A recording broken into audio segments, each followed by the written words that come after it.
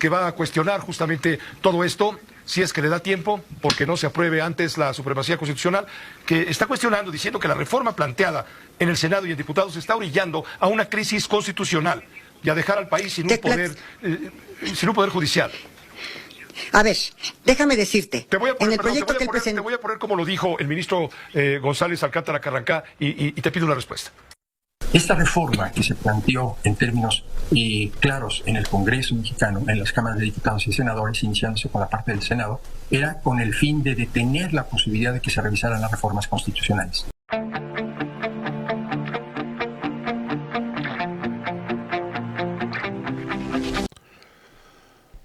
A pesar de los berrinches, del pataleo de la oposición de los ministros de la Suprema Corte de Justicia, la reforma llamada Supremacía Constitucional ya se publicó en el Diario Oficial de la Federación.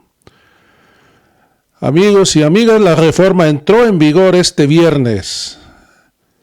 Vamos a escuchar la posición de la exministra Olga Sánchez Cordero con respecto al dictamen del señor ministro Alcántara Carranga, ya tan conocido. Vamos a ir a una entrevista que le hicieron a Olga Sánchez Cordero por parte de Pepe Cárdenas, el chayotero.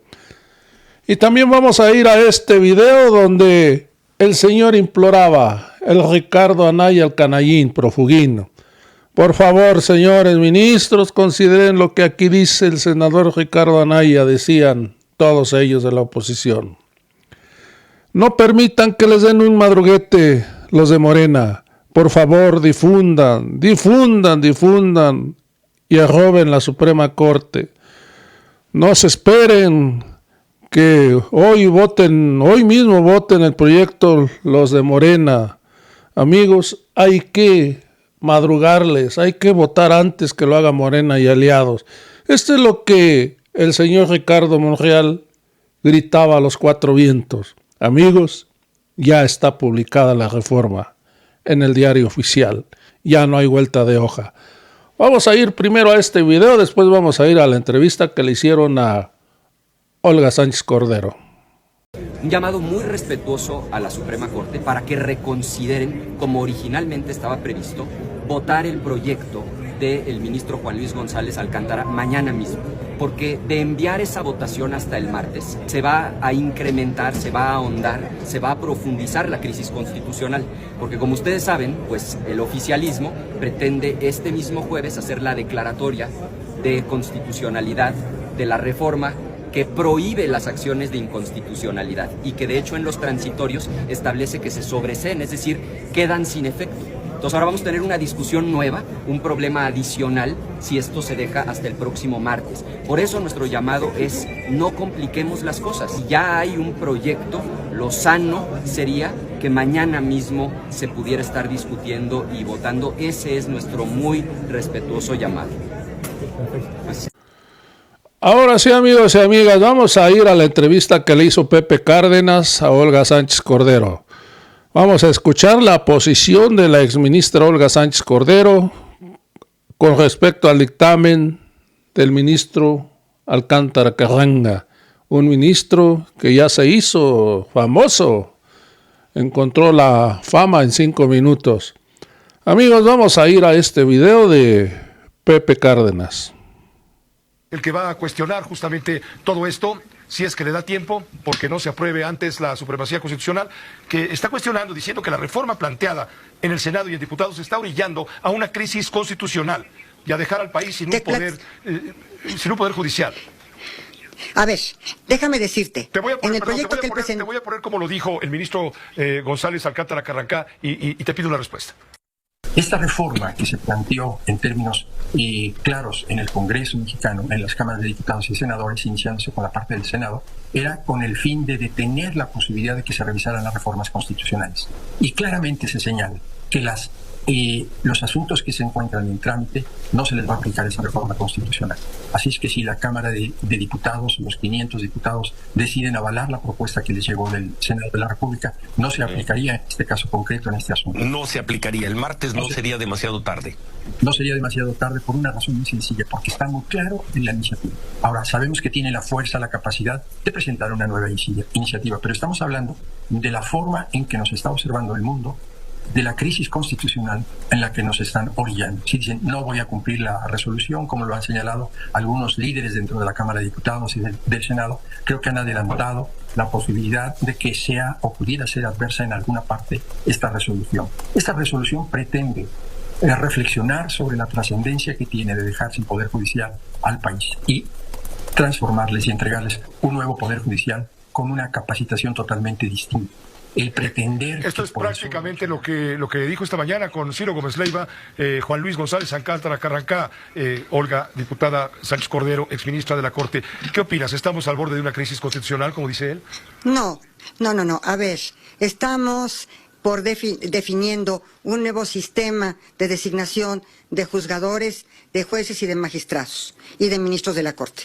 Yo quiero recordarle al ministro Alcántara que antes de la reforma de 1995, los ministros por turno designaban a sus colaboradores a veces o a otras personas como jueces y magistrados. Entonces el turno iba de un ministro a otro ministro e iban designando de acuerdo con las vacantes a sus secretarios de estudio y cuenta, a algún otro abogado, en fin, iban designando jueces e iban designando magistrados. El sistema cambió en 1995 y, por cierto, se renovó totalmente la Corte. Yo soy producto de esa renovación y además se convirtió en un tribunal constitucional. Y quiero decirte algo. Hoy, entonces sí se implementó una carrera judicial para la designación de jueces y de magistrados. Hoy estamos ante una nueva elección de jueces y magistrados, a una nueva manera diferente de designar jueces y magistrados, que es la elección. Entonces, yo pues no estoy de acuerdo con lo que está diciendo. Tampoco estoy de acuerdo con el proyecto que presentó, porque uno de los temas más importantes del proyecto que presentó es la procedencia, y no hay el capítulo de procedencia. Y eso es lo que estamos discutiendo hoy, la procedencia o no del juicio de amparo, de la controversia constitucional o de la acción de inconstitucionalidad. Quiero decirte que quiero que quede clarísimo, porque no lo he dicho en otras entrevistas, y te lo digo a ti. Nosotros no estamos constitucionalizando que se pueda revisar el procedimiento de reforma constitucional, que pudiera tener vicios y que se puede impugnar. Estamos resolviendo que las normativas constitucionales, o sea, lo sustantivo de la reforma, lo material de la reforma, es lo que no puede impugnarse, porque el poder revisor de la Constitución es un poder supremo, y porque hay una supremacía constitucional, y esa supremacía constitucional es precisamente lo que estamos nosotros defendiendo. Y dicho sea de paso, mi queridísimo Pepe, también hay un tema que me gustaría tratar contigo. Ese tema se refiere a los amparos que están surgiendo en contra de la reforma constitucional. Te quiero decir que están actuando primero los jueces en contra de la jurisprudencia expresa de la Suprema Corte, porque no hay una jurisprudencia en sentido contrario, no la hay.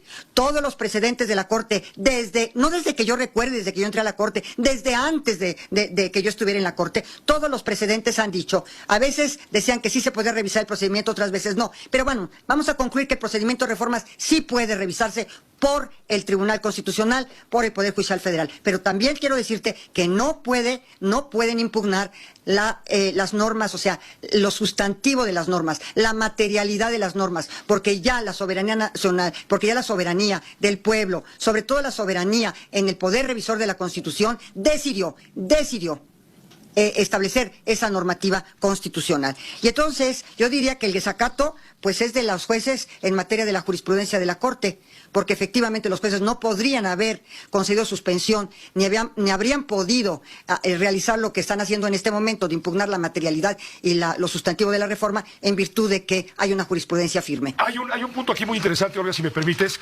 Hoy por la mañana también, aquí en Grupo Fórmula, el ministro del Retiro, a quien tú conoces muy bien, José Ramón Cosío, dijo que en caso de darse un desacato al fallo que daría la Suprema Corte sobre el proyecto de González Alcántara Carrancá, la propia Corte podría iniciar un procedimiento legal contra ustedes, diputados, y contra los senadores. Pues sin yo le necesidad. preguntaría al ministro Cosío si leyó perfectamente bien el proyecto de resolución, el proyecto que está presentando el ministro Alcántara.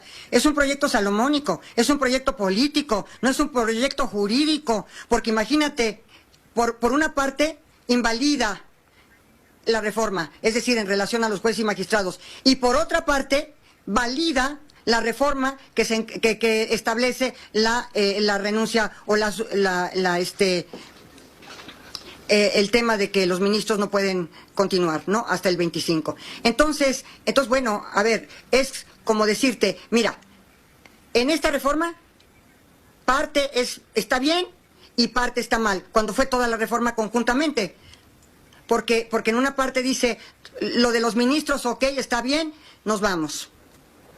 Y por otra, y además se reforma el poder, la Suprema Corte a 9 ministros, a otro plazo determinado para que estén en la Corte, en fin.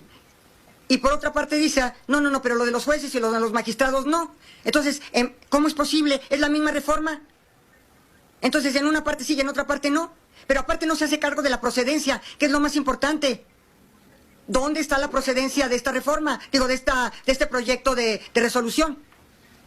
Entonces, la verdad de las cosas, yo pues en un principio dije, pues sí es un tema que está presentando él político, salomónico, pero jurídicamente hablando, pues la verdad de las cosas es que no tiene un sustento, o cuando menos un sustento tradicional. En caso de que hubiera una sentencia de la Corte en contra de la reforma al Poder Judicial, y no lo acatara el Poder Legislativo, la Presidencia de la República, habría entonces un desacato y entraríamos entonces sí en una crisis. Es que no estamos hablando del Poder Legislativo, estamos hablando del Poder Constituyente. Correcto. Que es muy distinto.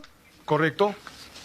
Correcto, es el poder constituyente. Entonces, pero esto es te pregunto todo esto porque esto de la supremacía constitucional, ha derivado en entender que Morena, aprovechando su peso específico legislativo y desde el Ejecutivo, está sometiendo al Poder Judicial en algo que ya no huele a democracia, sino más bien empieza a oler a dictadura o a tiranía o autocracia en el mejor de los casos. No, mira, yo creo que este es un discurso totalmente ajeno a esto, por una razón muy importante, porque así como llegó el presidente Peña Nieto y realizó sus reformas constitucionales en materia de energía y realmente altamente privatizadoras, sí, con las 2/3 partes del Congreso Federal y con la mayoría de las legislaturas de los estados, así entonces llega alguien que tiene una cosmovisión distinta de país, como es el presidente López Obrador, que es nacionalista, que eso yo lo comparto, y que recupera la rectoría del Estado en sectores tan importantes como el que está recuperando. Y yo nunca había visto, mi querido Pepe, 500 suspensiones a las obras insignes del presidente López Obrador. Ni había visto tampoco, si estamos en eso hablando jurídicamente, yo nunca había visto que un juez de distrito, por ejemplo, concediera una suspensión con efectos generales de una ley general expedida por el Congreso de la Unión, como fue la ley de hidrocarburos, y que sinceramente entonces invade las competencias del Poder Legislativo. Pues para qué el Poder Legislativo emite las normas y expide las normas y las leyes, si en un momento dado un juez de distrito le va a suspender, imagínate, con una suspensión provisional, los efectos generales de esa ley, y con efectos generales la suspensión, es decir, para todo el país. Jamás se había visto eso. La técnica de amparo no da para eso, como tampoco la técnica de las controversias constitucionales en la ley reglamentaria contra ley se está también concediendo suspensiones de leyes generales cuando la ley reglamentaria del 105 lo prohíbe expresamente. Entonces, bueno, ¿dónde estamos? ¿En dónde estamos parados? Olga Sánchez Cordero, permíteme una pregunta final. Se van a hacer los comités de selección para aquellos que aspiren a ser candidatos a los puestos judiciales de elección. Pero resulta que estos comités están siendo integrados tanto en la Cámara, tanto en el Poder Legislativo, como sobre todo en el Poder Legislativo, como en el Poder Judicial, se están integrando con gente afín a Morena. Finalmente, entonces, quienes resulten electos, jueces, magistrados o ministros de la Suprema Corte, a elegir en junio una parte, en 2027 otra parte, van a ser todos quienes se la van a deber a Morena y van a calificar los mismos de Morena. Es decir, se está rompiendo el diálogo, se está rompiendo la posibilidad de democracia, de discusión y de debate. Es lo que se está criticando mucho a Morena, que se agandalló todo el pastel y no le quiere dar la oportunidad a quienes son opositores a Morena, que también cuentan como mexicanos. Mira, Pepe, aquí hay una larga historia de todo esto. Hay una larga historia porque incluso tú sabes perfectamente que la designación de comisionados del INAI, de comisionados de la Comisión Federal de Competencia, de telecomunicaciones, etcétera, los partidos políticos, o sea, el PRI y el PAN, se ponían de acuerdo. Incluso coloquialmente se hablaba de designación de cuotas y cuates.